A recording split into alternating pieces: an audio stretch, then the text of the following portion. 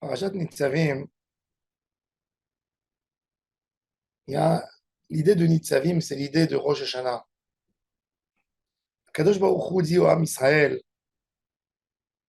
pourquoi je vous appelle? Pourquoi je vous demande de venir vers moi? Et pourquoi je vous demande de faire un bilan? Et il leur raconte l'histoire, il dit, vous savez, vous avez traversé beaucoup dans votre vie.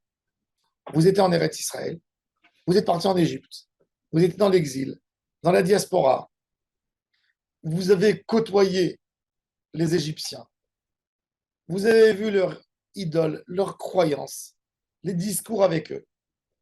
Et doucement, doucement, il y a des idées qui s'installent dans les esprits.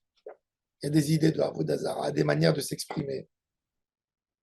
Et c'est pour ça que c'est la raison pour laquelle Akadosh Baruch Hu, il nous demande de remettre de nouveau l'alliance avec lui.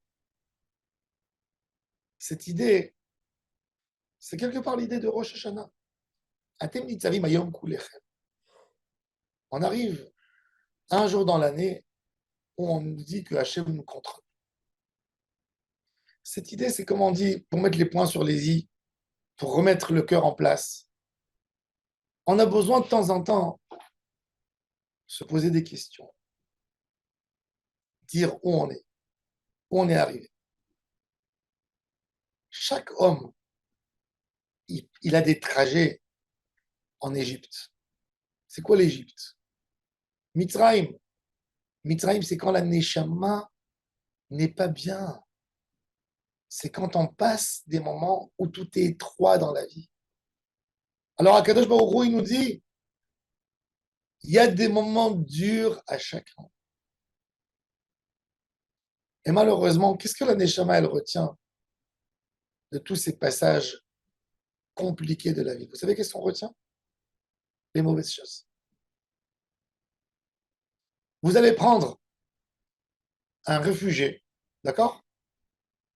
Il est venu habiter dans un pays. Il est un mois là-bas, il travaille, il est dans la rue. Vous allez essayer de lui parler la langue du pays, il ne connaît pas. Par contre, les insultes et les malédictions, il les connaît bien. La neshama de l'homme, qu'est-ce qu'elle capte? Toutes les mauvaises choses le plus vite. C'est ça. Et c'est ce que la Torah, elle te dit, dans ton trajet, ta neshama, elle capte les mauvaises choses. C'est ça l'homme. L'homme, il vient d'une matière et il va, et son cœur, il va vers les endroits pas tout à fait corrects. C'est comme ça. C'est le Yitzhak. La neshama de l'homme, elle capte ce qui est mauvais. Alors, Akadosh Baruch Hu, il nous dit, bah, parce que je vois votre caractère, je vois ce qui se passe avec vous. ויש בכם איש או אישה, משפחה או שטח אשר לבבו פונה היום מעם אדוני אלוהינו ללכת לעבוד את אלוהי הגויים ההם. ויש בכם שורש פורה ראש ולענה. L'Avera, le Satan, le Yetzirara, il s'installe dans le cœur comme une graine qu'on a plantée. Et doucement, doucement, il donne ses fruits. Une graine, chez Michemont, c'est un petit cancer. Quand il n'est pas soigné, il envoie un bras ici, un pied là-bas, un autre bras. Et là, ça devient une maladie ingérable et inguérissable. Le Yetzirara, il faut le déraciner à la base. Quand quelqu'un il a un problème, il a une petite carie dans la dent, qu'est-ce qu'il fait? Il dit, je veux bien nettoyer en haut. Ça n'aide à rien. La carie, elle est en train de donner des racines. Elle est en train de descendre en bas. Il ne suffit pas de rendre blanc en haut et à l'intérieur, c'est en train de manger. Mais c'est ça le Yetzirara. Le vrai Yetzirara, c'est ça. On a vu quelque chose dans notre vie qui n'était pas bon. Il ne fallait pas voir. On l'a vu.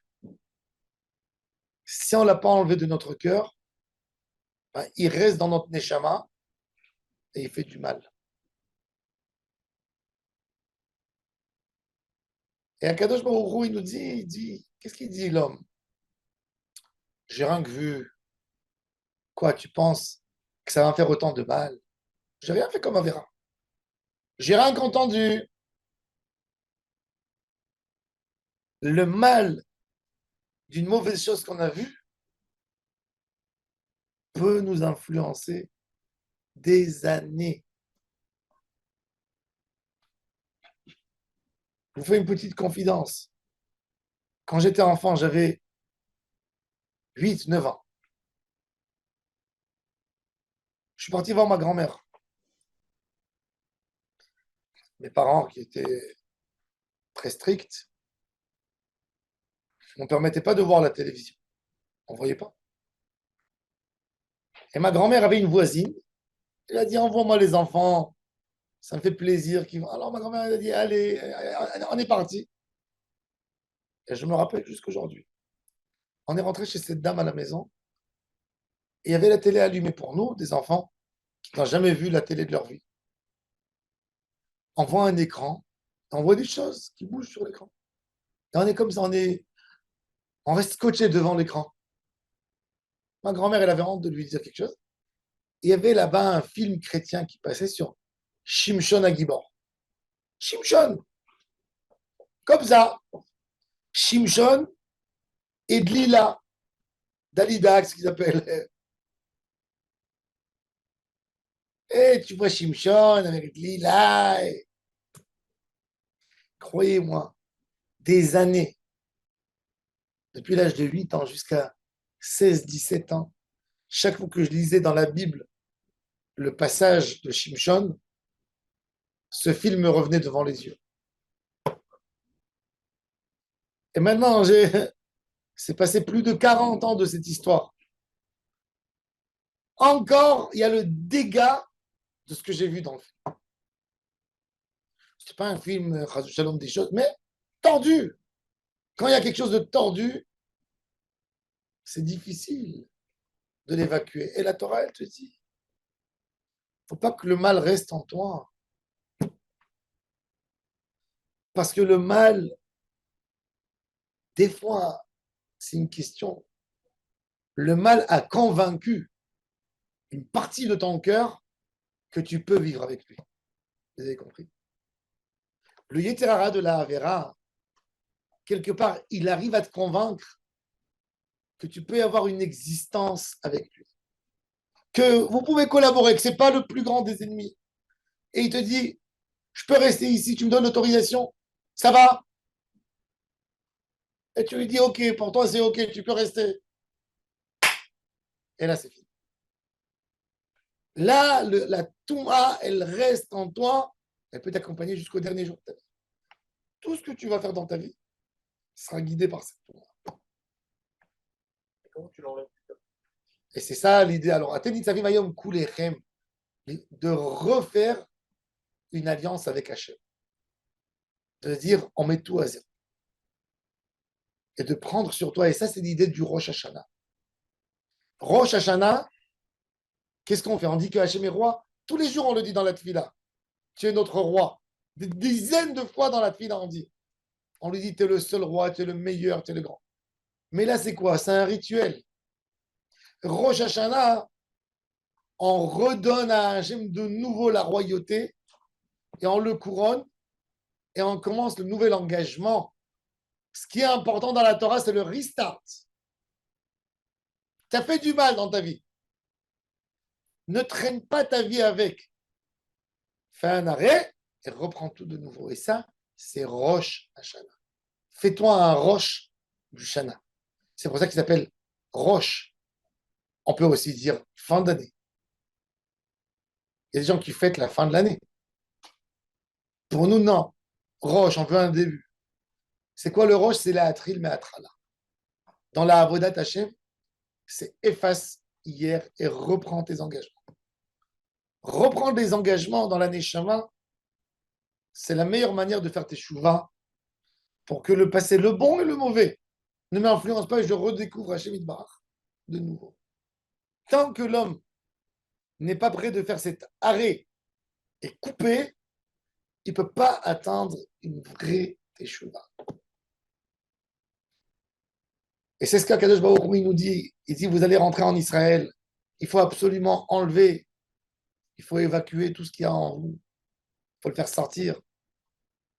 Parce que si ça va faire une racine, c'est très grave. Ça va donner un arbre. Ça va donner de mauvais fruits. Être capable de faire. Et ça, c'est l'idée du Cheshbon HaNefesh. C'est de faire dans notre vie des Rosh Hashanah. C'est pour ça que la Mishnah, dans Maseret Rosh Hashanah, elle dit Arba Rosh Hashanah même. Même les rois d'Israël, ils avaient un Rosh Hashanah. Le Rosh Hashanah du roi, ce n'est pas le même Rosh. Le Rosh Hashanah du roi, c'est Aleph Ben Nissan. Be'echad Ben Nissan, Rosh Hashanah la Melachim. Le roi, il a besoin de remettre tout à zéro. Parce que même lui, il a fait des erreurs. Mais ces erreurs à lui, elles ne sont pas pardonnées, Rosh Hashanah. Parce qu'il tire avec lui ce qui se passe de l'année dernière. Il y a une décision. Un Rosh Hashanah, c'est une coupure. Le pied, il peut tirer, il peut se coller à quelque chose d'autre. La tête, elle ne peut pas se coller à quelque chose d'autre. Il faut que ça soit du nouveau. Il faut que ce soit des nouveaux mochines qui rentrent dans la tête. Renouveler les Hadesh. Et quand l'homme, il se fait ce nyan de Hatchala, alors il recontrôle de nouveau. Il n'est plus d'accord qu'il y a une Touma qui s'installe dans son esprit, dans son cœur. Il n'est pas d'accord avec. Pourquoi? Parce qu'il est Berinat Roche. Le Roche, c'est toute la Kedusha du Ham Israël. Le Ben Ishraï dit, dans Parashat Kitavo, Vesamcha Hashem Elohecha lemala velo lemata. Il dit, Otiot Israël, c'est les roches. Les roches. Les roches. Akadosh Baruch Hu, il veut qu'on soit des roches toujours. Et c'est pour ça que même Yaakov Avinu, il doit s'appeler Israël. Yaakov, toute sa avoda, c'est quoi? C'est le Yud du Shem Hashem, il est dans le Hakev. Il est en bas. C'est la Malchut. Mais Akadosh Baruch Hu, il ne veut pas que tu sois dans la Malchut. Il veut que tu passes, que tu montes au Keter. Li roche, ce qui est sur la tête. Vaïta les roches, vélo les anaves. Être une tête, ne pas rester à la queue en bas. Ça, c'est toute notre avodat Hashem. Tout l'union de Rosh Hashanah, c'est Bechinat Chenier, les roches, vélo les anaves. C'est pour ça qu'on mange la tête du poisson. Les roches, on veut être des roches. Le roche, c'est un tikkun. C'est tirer le corps. C'est pas le corps qui va te tirer à toi. Rabbi Nachman de Breslev dit dans le Torah, Samer Zain, il dit que quand quelqu'un il mange, qu'est-ce qu'il fait? Il crée du sang dans son corps. Le sang, où il se filtre? Au foie. Le cerveau, il a besoin d'alimenter le cerveau, de garder une humidité avec le sang. Donc le cerveau, il vient, il tape à la porte du foie, donne-moi du sang. Alors le cerveau qui est élevé, il tape à la porte du foie qui est tout l'animal de l'homme, il se trouve dans le foie. Par contre, quand quelqu'un il jeûne, il fait un jeûne, il récupère ses lumières par le cerveau. Et c'est le cerveau qui domine le corps. Quand tu te prives du Olam Hazé, c'est le cerveau qui est en haut. Quand tu ne te prives pas du Olam Hazé, même les parties spirituelles qui sont en toi, elles veulent s'alimenter par ta partie matérielle. Et elles sont soumises. Donc toute ta vue est tordue. Même ton spirituel, il est tordu. Tu crois que tu es spirituel. Tu crois que tu es spirituel. Tu n'es pas spirituel. Et ça, on a besoin de faire. Et ça, c'est l'idée du Rosh Hashanah. Après Elul, Slichot, on a brisé le cœur, le corps, on s'est levé, on fait Messirut Nefesh. Là, tu peux avoir un début, vouloir changer, d'arriver à un changement. Pourquoi? Pour éloigner tous les mauvais esprits, tout ce qu'on a capté toute l'année. Combien de choses l'homme capte dans l'année, de mauvaises choses. Mais le foie, il est là pour filtrer le sang. On n'a pas un foie spirituel qui filtre toutes les mauvaises choses pour ne pas qu'ils nous font du mal. Et on est avec. Donc, un jour où on nomme Hachem roi, On refait une alliance, on reprend tout à nouveau. Et de là, il faut remesurer tout. Un Rosh Hashanah, ça ne continue pas l'année. C'est faire tout nouveau. C'est reprendre tout nouveau dans notre vie. Changer toutes nos habitudes. Repenser, recontrôler chaque chose depuis la base. Baruch Adonai Leolam. Amen.